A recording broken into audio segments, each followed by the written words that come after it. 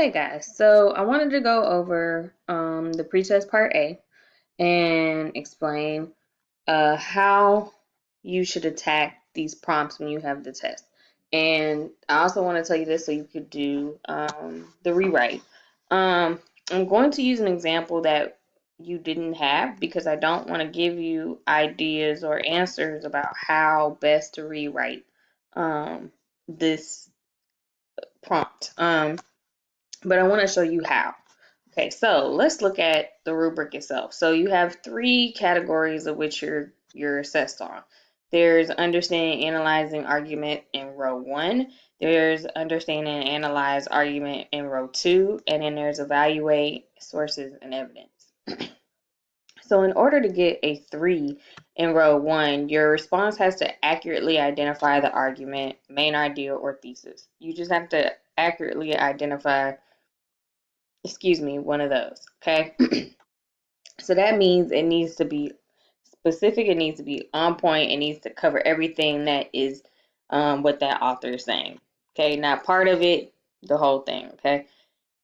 And it doesn't need to add, it just needs to be, is this the thesis? Is this the main idea? Is this the argument? Bam, is that there, okay? To get a 2, it has to be partially right, okay? And then to get a 1 means you misstated it, and then you can still get a 0 if you don't, mention it at all. To get a 6 in row 2, your response has to provide an explanation, a thorough explanation of the author's line of reasoning by identifying relevant claims and clearly explaining the connections among them. Okay, so if somebody gives you an argument, this is their point. They have reasons why they have that argument. Those are claims. And you have evidence within those claims that prove their point, okay? So if you're not showing the reasons and connecting the reasons together to show that they all support the actual thesis or argument, then you're not going to get a 6, okay? And I'll show you what I mean by that in a little bit.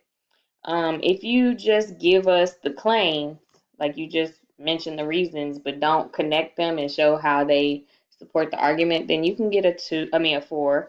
And if you just identify the claims, then that's a 2. And if you don't do any of that, it's a 0. To get a 6 on evaluating sources and evidence, you have to evaluate the relevance and credibility of the evidence. Okay, so is it relevant to the topic? Does it go with what the argument is stating? And is the evidence credible? And you have to tell how you know it's credible, and then you have to explain why you think that evidence supports the argument. Okay, why is it good evidence for the argument? All right, you have to state all of that. All right. On to get a 4, you kind of do that. Maybe you only speak about a couple of the claims that you mentioned, or a couple of the pieces of the evidence, or like maybe, and then you don't thoroughly explain or not fully explain all of them. So that would be a 4. Where you just identify the evidence as a 2. Okay. And then if you don't do any of that, that's a 0. All right. So let's look at an example here that I typed up. So before you even, I would pause this video and then I would go read this article, okay, Why Prisons Don't Work by Wilbert Rideau. I put the link here, and also you could just Google it, and it's easy to find. It's a short read, okay? So I'm not going to read through it, okay, but I'm going to answer the questions, all right? So it says, identify the author's argument, main idea, or thesis, right? So the author's main idea is basically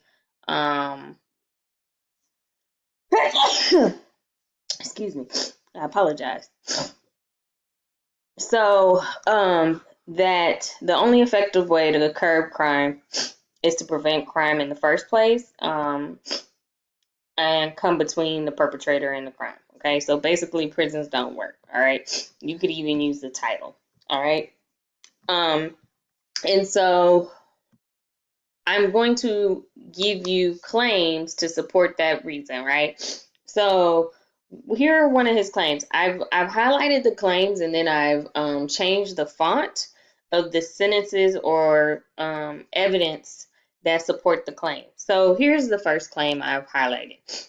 Getting tough has always been a silver bullet, a quick fix for crime and violence that society fears. Each year, Louisiana, where excess is a way of life, lawmakers have tried to outdo each other in legislating harsher mandatory penalties and reducing avenues of release. Okay, so all right, so getting tough. The state boasts one of the highest lockup rates and imposes the most severe penalties in the nation, and vies to execute more criminals per capita than anywhere else. That clearly connects with that claim.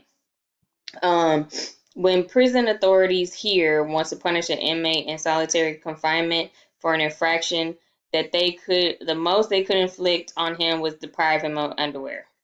There you go. That connects with that. Getting tough is resulted in public safety. Louisiana citizens would be the safest in the nation. Louisiana has the highest murder rate among the states. So these things um, all support that claim. Okay, and the yellow highlight, I'm going to explain why I have that in a minute. Okay. Then here's another claim. Prison has a role in public safety, but it is not a cure-all. Its value is limited and its use and its use should also be limited to what it does best, isolating young criminals long enough to give them a chance to grow up and get a grip on their impulses. Okay, so the blue goes with this. Okay, so prisoners kept too long tend to embrace the criminal culture, its distorted values and beliefs. They have little choice. Prison is their life. Okay, that clearly ties in with that. Most of the nation's random violence is committed by young urban terrorists. So it says that it should just be for young people, okay? And that's explained. And then we have some more evidence to support this. Warden John Whitley agrees that many older prisoners here could be freed tomorrow with little or no danger to society. Why are we keeping them? This prison is not for the older person. Even murderers, those most often feared by society, pose little risk historically. For example, the domestic staff at the Louisiana governor's mansion has been made up of murderers handpicked to work among the chief of state and his family. Penologists, people who study prisons, have long known that murder is almost always a once in a lifetime act. So all those tie into that claim. Okay, they support that claim. Then this last claim is the problem with prisons is they don't do more to rehabilitate those confined in them. Okay. So then I have this. The prison houses 4,600 men and offers academic training to 240. Vocational training to a like number. Okay, so that supports little rehabilitation. Our youngsters must be taught to respect humanity and handle disputes and violence. Okay, it is essential to educate and equip them with the skills to pursue their life ambitions in a meaningful way. Okay, that's not happening, so that also goes in here. Okay, and we can talk about that. All right, so those all support. All right, so I've got the claims. All right, so and um, I've identified the claims, and now what I would have to do is explain how all those things tie together to answer why prisons don't work, if I want to call it that, or answer this. The only effective way to curb crime is to prevent the criminal act in the first place, okay?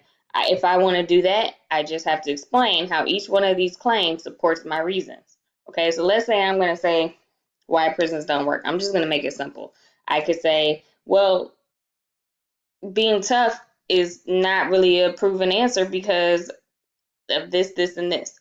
And because getting tough is not an answer, it's not a cure-all. And the problem is that there are young people who have bad impulses, and prison is just should be temporary to get them understand these impulses, and the way to do that is to rehabilitate them. So all those claims tie in together, okay?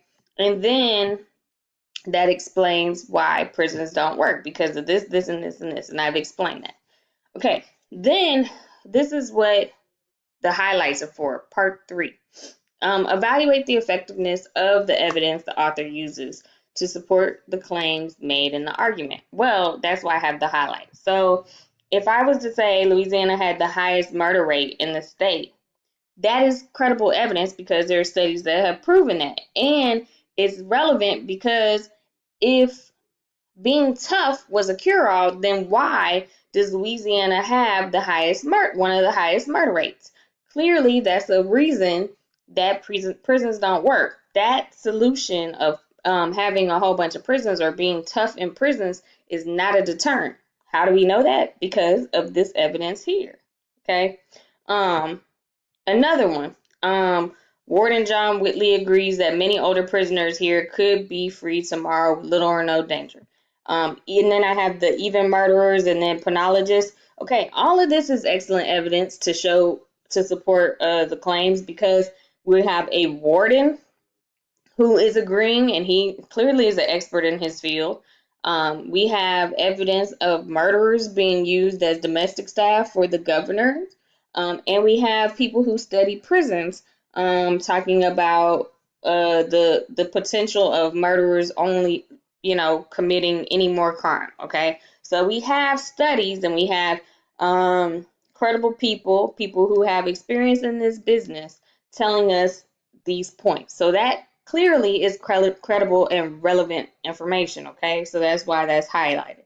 Another one that I have highlighted is the prison houses 4,600 men and offers academic training to basically what they're saying is like 480. Okay, that is great evidence because it's talking about why they don't rehabilitate. 480 to 4,600 men is a drop in the bucket. And so that is clear and relevant evidence because it's clearly supporting the point here. So if I explain all that here, the effectiveness, and say, yes, these are effective because this expert says this, the numbers say this, and they support these claims. That's why it's effective. Okay, and all this stuff explains why prisons don't work. Okay, that is how you get a good score. I hope this helps. I look forward to seeing your rewrites, and we'll talk more about it. Have a good one.